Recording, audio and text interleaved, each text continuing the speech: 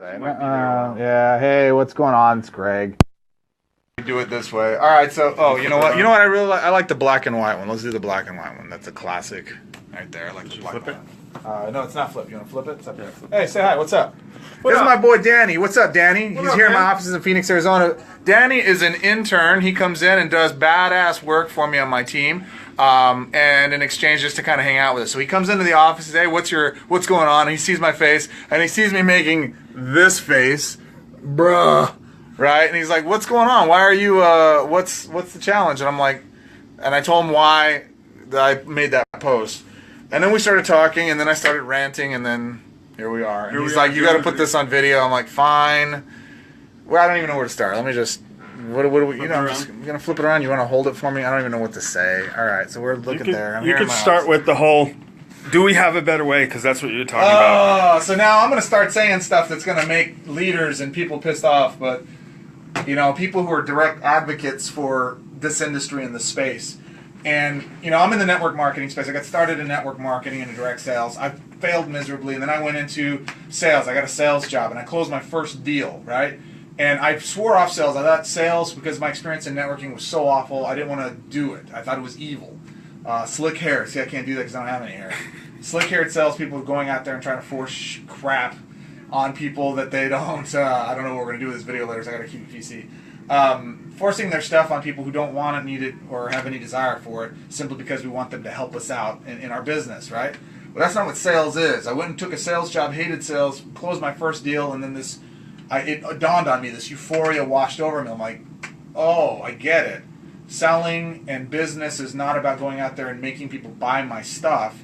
It's about helping people with their challenges, their wants, needs, and desires, and helping to improve the quality of their life. And when you do that, you help people solve problems, you get paid. And that euphoria washed over me. It was the second greatest sensation I'd ever experienced. Right? Terrible joke.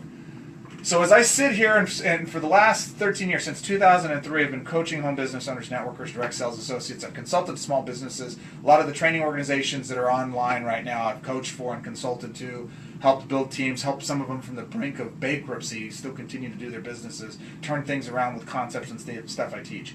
And all the while, anytime somebody says, Greg, thank you so much, I say, it wasn't me, you did it. You did the work. You're the one that made the difference. You made a choice, and you went out there and got it done. Do we have a better way? Do we have a better way? I don't, no we don't. We don't have a better way. We have a way. We have one way to success, okay? Now, I consider many of the trainers in this space and many of the people in this industry friends of mine. I adore them. I think they're fantastic. It starts with hope and belief. This industry is founded on hope and belief. Network marketers, home business owners, direct sales associates are told that we can be successful. And I asked this question the other day on Facebook, which is more important, belief or ability? And we had all kinds of comments that came in off of that. And the truth for me is, I think people will pursue ability if they have enough belief. But on the other side of that is, you can't make your beliefs a reality until you have the right abilities. So that's yin and yang. You need both, but where does it start? And so in this industry, it's a starter entrepreneur industry. We go out to folks as an industry, and we tell them, you can be successful. And that's true. Everyone can be successful. Will they be successful? No. Most people will not be successful in this industry. Now, is that because they're not worthy or they're not capable? Am I being bad? Am I telling folks, I'm stealing their dreams? I'm Greg the Dream Stealer, as been often called, right? No, I'm being honest with you. I'm telling you the truth to get it done. And my boy Danny here just comes in, and he works here. Do you mind if I tell him a bit of your story? Is that okay? Do it. If I'm candid with him? Go ahead. My boy Danny has to take the bus to get to his appointments. Now, he's built his business off of sheer hustle and desire, and he does well for himself now as I see him growing. He's a burgeoning. Yeah, he's whatever. growing. He's getting bigger, right? I can't use all my words this week, apparently. I didn't pay my English bill. He's getting started. He's growing. He's doing very well. I've been very impressed with what he's done. But at any point, he could have made an excuse, because we live in Phoenix, Arizona, to not take the bus to get to where he needs to go in order to meet his clients.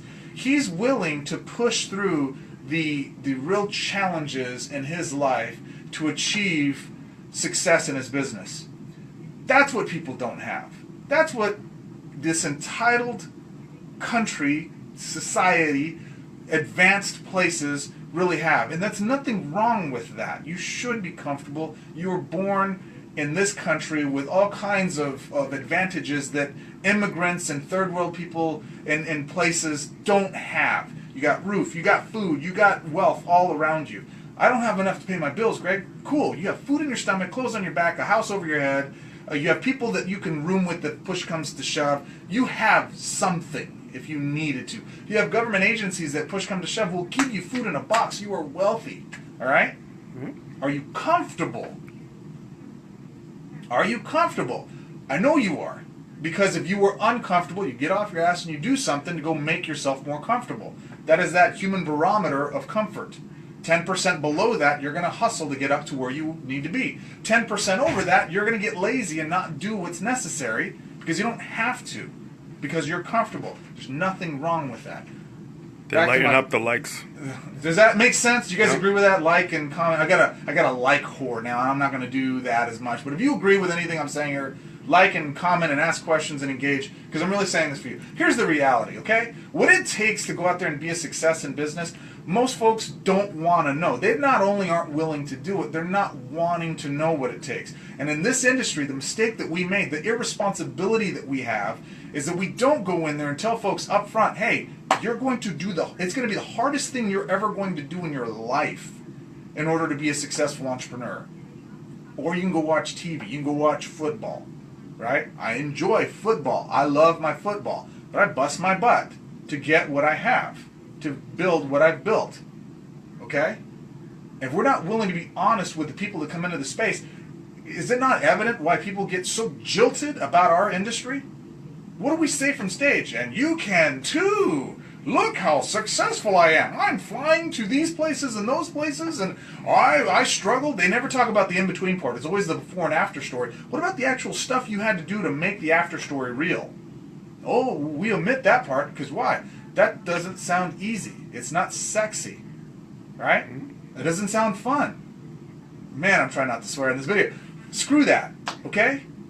Because it's our fault. This is our fault. My fault too. Your fault. Everyone's fault. When you get somebody who comes onto your team and isn't prepared to do the work, that's your fault. That's our fault. We didn't prepare them for what it requires to go be successful in this industry. You're going to talk to folks. You're going to get told no. You're going to get told no more often than you ever have in your life. You're going to get punched in the nose, kicked in the nuts, and you're going to actually get dragged by your hair all over the place. And then your choice is when you stand up and look at your business, what is your response? Are you going to pull the covers over your head and go to sleep and go into witness protection? Because we all love that, right? When new distributors or people come on our team and then poof, they disappear. Or are you going to wipe the blood from your face and say, okay, that sucked. Let's do it a little different. How do I make it better? It's a difference between a hobbyist or really somebody who's not really a network marketer, somebody who dreams of success as an entrepreneur versus a person who's committed to being successful. Liz just said, I've been telling it that way. I wonder if I'm being discouraging. There's a way you can frame it. There's a buy-in that you need to get from people in advance. I don't sell hype. I don't sell hope, right? There's a whole industry based on hopium, right? Give me my next fix. We buy training programs and we never open them. Why? Because if I open that box, all the butterflies of hope are going to fly away and I'm going to have to catch them and oh, aren't they pretty? And then what are we left with when we look in the box? Work. Get off your ass and do something. I've already bought enough programs. They're all work. I'm right? swiping hopium.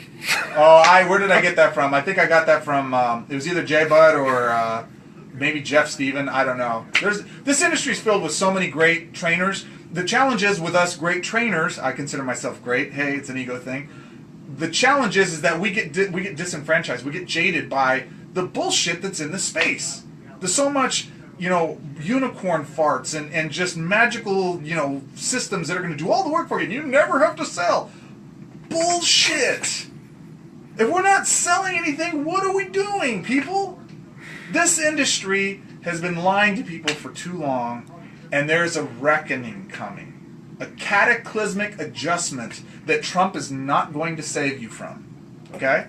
Now, I've been doing this since 2003, and I've been screaming it from my bald head for 13 plus years now that you can't run an industry long term. And I know this because of my experiences in the telemarketing rooms here in Phoenix, Arizona.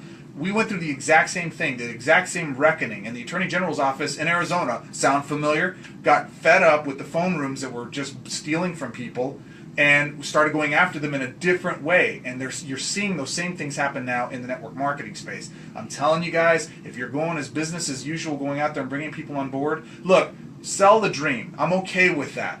But also anchor it with the work required to actually accomplish that dream. Because if you're not doing that, you're selling the only half of the house. You're selling the outside, but you're leaving them with no walls inside. There's no plumbing. There's no anything necessary for them to be livable on the inside. Be honest with the people you're bringing on board, because if you do that, it's one step. It's a small step, but it's the most important step that'll start to correct this industry so that people can come into this space eyes wide and understanding that they've got to work.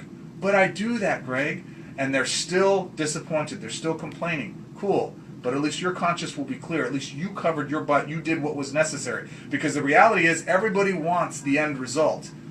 Not everybody's willing to go through the challenges necessary to achieve it.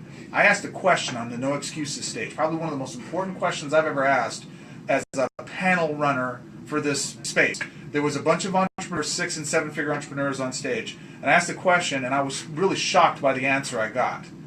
I asked them, if you had a time machine and you could go back and tell yourself before you started this journey, one thing only about being successful or about achieving success in this space.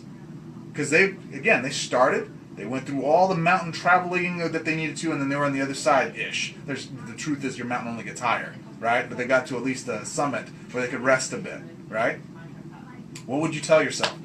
The looks on their faces, every single one of them leaned back, looked up, and they almost teared up. A couple of them did. What was their response?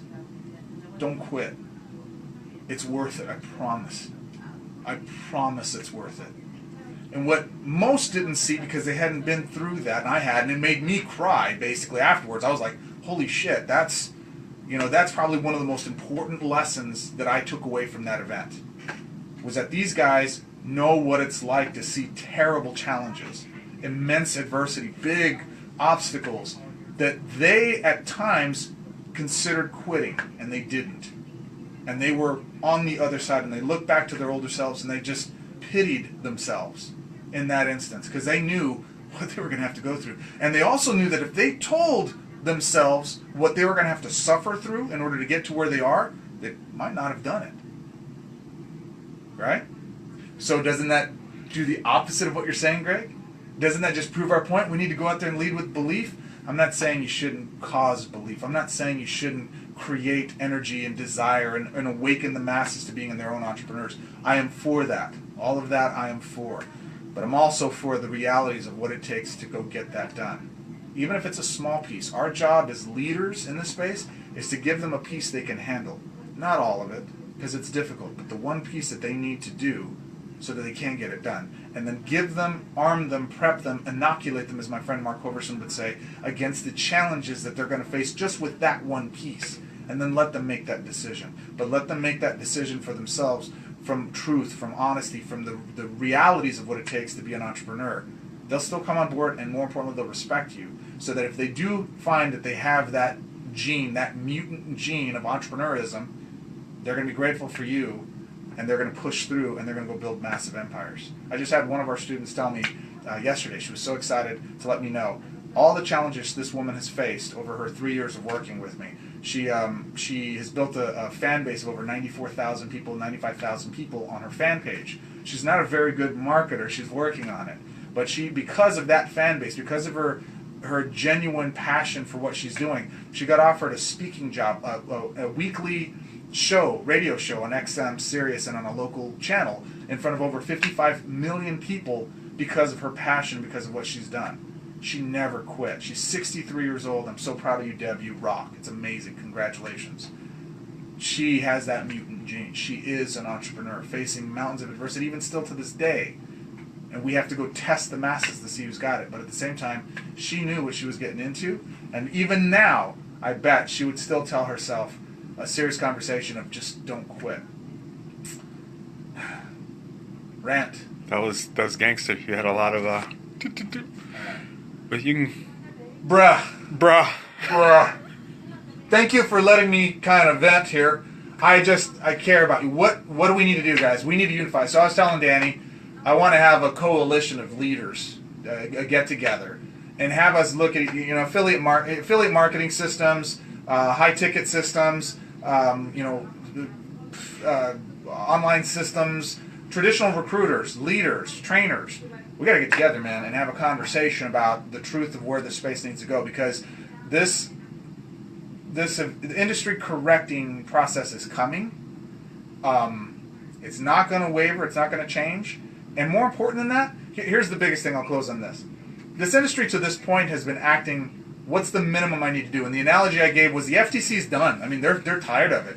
The Attorney General's office here in Phoenix, Arizona is tired of it. They literally dragged Herbalife by the hair into the middle of the audience, put a gun to its head, shot it in front of everybody, and pushed its carcass off to the side. Now, it's not a fatal wound, but it's a shot to the head. Okay? Oh, Greg, you're hating on him. I'm not. I think it can make it. I think it can survive. It took Vima the same way and dragged it out, shot it in the head, pushed the carcasses to the side, and looked at the industry and said, make changes. What's our response? What's the minimum we have to do? Really? Really? They literally assassinated a couple of companies or close to it, and our response as an industry is, what's the minimum we need to do? That's the wrong question. We need to start over in this space. We need to really look at ourselves, all of us, myself included, I'm not above this, and look at what we're doing and say, hey, hold on a second. What do we need to do? We need to go back to formula and say, how do we do both? I don't know the answer yet. How do we do both? How do we inspire the masses to find a better way, to embrace that there is a better way, because there is, but at the same time, how do we do that responsibly? How do we lead people with eyes wide open so that we don't have this pyramid scheme visage or this image, right? That's not going to change from an outside force. We have to change that on the inside. The downside is, as long as we're allowing, as an industry, people and companies to be as greedy as they are and to come in here and do the crappy things that they do to this space and just kind of turn our heads and say, well, privately, that's our stance on it. We wouldn't do that, but whatever. It's not good enough anymore, guys. That's not good enough anymore. And the gauntlet's been laid. It has. So, however you feel about this is my belief. This is how I feel. And I've been in this space for over 20 years, but I've been coaching for 13 since 2003. And I've seen all kinds of gimmicks come and go. You can't go with that on that way. So, I would love your thoughts. Comment, private message me if you are a leader and you don't want to have it out in the publics. If you want to have this conversation with me, I would love to hear it. I know where we're going with the things that we're doing and how we've impacted and changed. We have been teaching product-focused funnels for the last 13 years. I've been screaming this forever. The bottom line is that now the rest of the industry is going to have to play catch-up. Some companies are great, don't get me wrong. There are some really solid leaders, but there's also a lot of crap. And the mistake to make here is that my company is one of the good guys. Is it? Is it really? I would challenge you to reevaluate that and hold all of our companies to a higher standard. Because if we don't do it as the individual associates, I guarantee we will be part of the reckoning and be held accountable if we don't. My name is Greg Gomez III. I value you guys. I appreciate you taking time to watch my rant. Thanks. I feel so much better, but I also understand there's a mountain of work that needs to change, and this is going to lose a lot of friends. I'm going to have people that actively speak out against me because of this. Cool. Bring it on. I don't care. I've been doing it forever, and I'm okay with it. But I really hope, that more importantly, this inspires some folks to step up and say, you know what, you're right. And we start asking the hard questions, and we really start taking the bigger responsibilities of this space. We're not going to save everybody. I get that. I'm not here to try to save everybody. But I can control my actions. I can control what we do. And I can control how we present ourselves out to the space. And so can you. So can your companies. And only if you hold them accountable. And if you're a leader watching this right now, I'm calling you out. I am. It is your fault. It's my fault.